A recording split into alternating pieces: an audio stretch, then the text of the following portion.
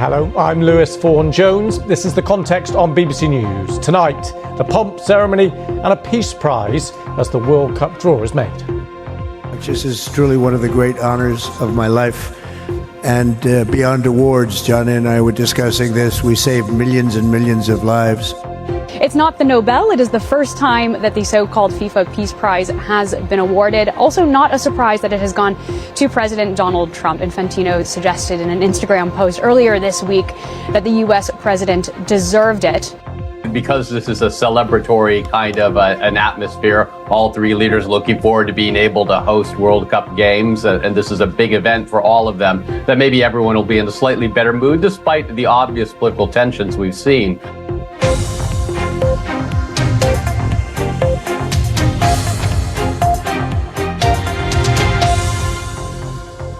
Hello, welcome to the programme. So the teams are now drawn for the World Cup in 2026. President Trump was also awarded an inaugural FIFA Peace Prize. We'll find out what exactly that is later. We'll be live in Washington shortly. Also coming up, the Trump administration warns Europe faces civilizational erasure as part of a new national security strategy. We'll speak to President Trump's former top security official.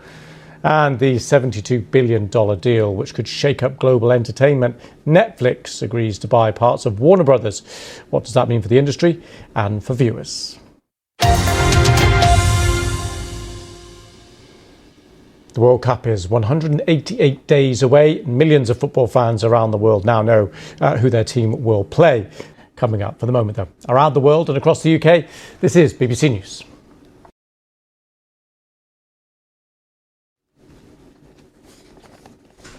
This is BBC News. Next, Netflix has agreed to buy the streaming and studio business of Warner Brothers in a $72 billion deal, which could reshape the US media industry. It means blockbuster franchises like Harry Potter and Lord of the Rings are about to change hands. Netflix says the deal will help define the next century of storytelling, but critics are worried the move will create a global megapower in broadcast entertainment. David Silito reports. Now, it's Friday, which means in a couple of minutes, it's our regular feature, The Week with John Simpson. Our World Affairs editor will give his take on pressure mounting over controversial US military strikes on alleged drugs boats in the Caribbean and the future of Eurovision after 4 countries said they would boycott this year's contest. Stay with us. I'm Vaughan Jones. This is BBC News.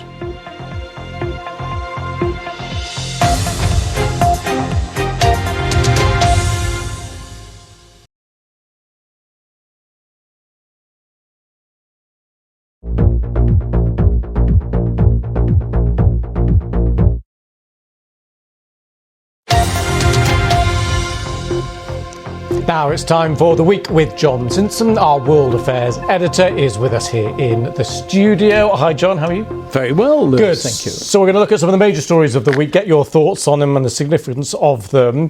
We're going to start with the mounting pressure on the US Defence Secretary, Pete Hegseth, over controversial military strikes on alleged drug boats. Guarantee it having, but maybe I'm too sceptical. Okay, no, not at all. And I didn't think I'd be asking your views on Eurovision songs and music, but I'm very pleased I did. Oh, Steve. Yeah, I'll get Steve on as next week.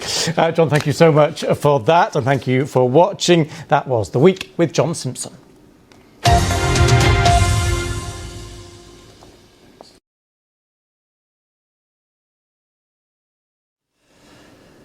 This is BBC News. Just some developing news to bring you in the last 10 minutes or so. One of the most celebrated names in architecture, Frank Gehry, has died at the age of 96.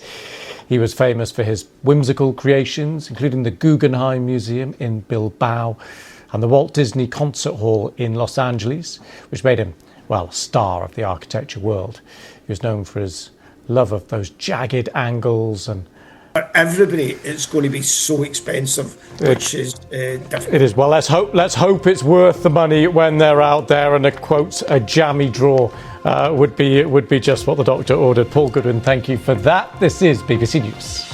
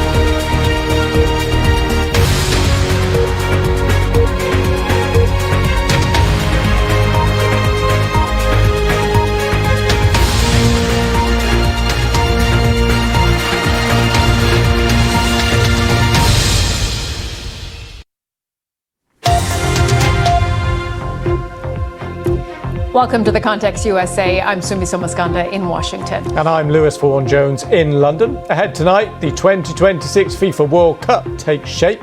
And for President Trump, a peace prize of sorts. This is truly one of the great honors of my life. And beyond awards, John and I were discussing this. We saved millions and millions of lives.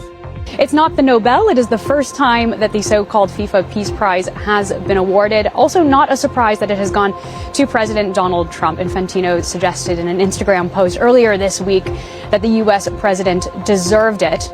Because this is a celebratory kind of an atmosphere, all three leaders looking forward to being able to host World Cup games. And this is a big event for all of them, that maybe everyone will be in a slightly better mood despite the obvious political tensions we've seen.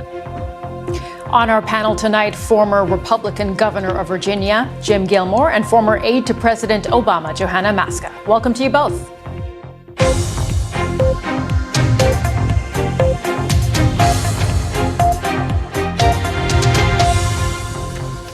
Yeah, hello, welcome to the programme. We'll have more on that FIFA World Cup draw later this hour. We'll also take a look at that shake-up announced today for vaccination recommendations for newborns. First, though, President Trump unveiled the United States' new national security strategy. Johanna, thank you for that. Thanks to Jim, too. We'll be back in just a moment. Around the world, across the UK, this is BBC News.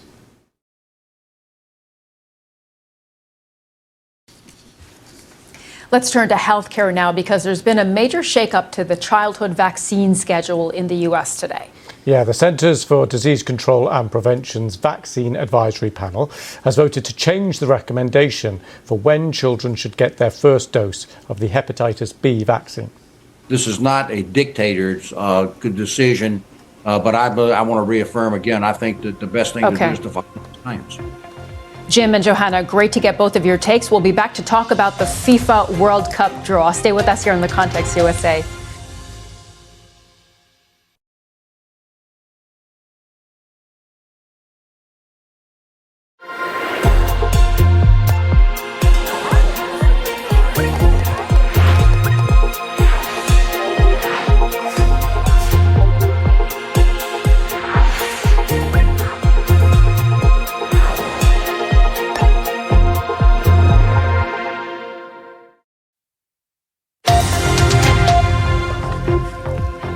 Hello, welcome to The Context USA with Vaughan Jones in London.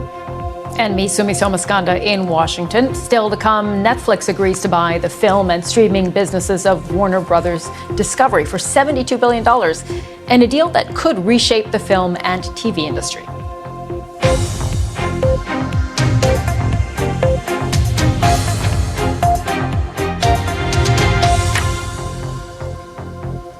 Well, on a very snowy day here in Washington, D.C., we got one step closer to next year's FIFA World Cup. Next summer's tournament will be hosted by the U.S., Mexico, and Canada. And with the star-studded draw now complete, we know, mostly, how those initial battles will shape up. We'll hold the conversation there as we take a short break around the world and across the UK. This is BBC News.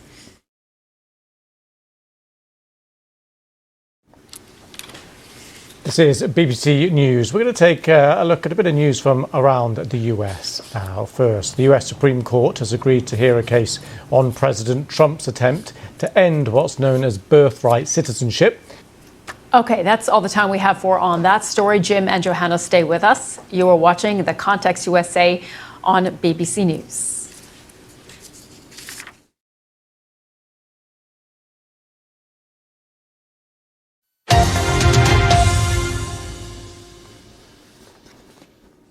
Right, we are ending The Context USA with time for the panel, which is when our panellists get to talk about the stories they're interested in. Jim, let's start with you. There is a potential, I've got to mention Wales as a Welshman, they could be potentially drawn against Canada or Qatar or Switzerland, but they've got to qualify first, like a few other countries as well. That's all we've got time for. Thank you so much for joining us. I'm Vaughan Jones. This is BBC News. Bye-bye. Hello there. We've got more unsettled weather continuing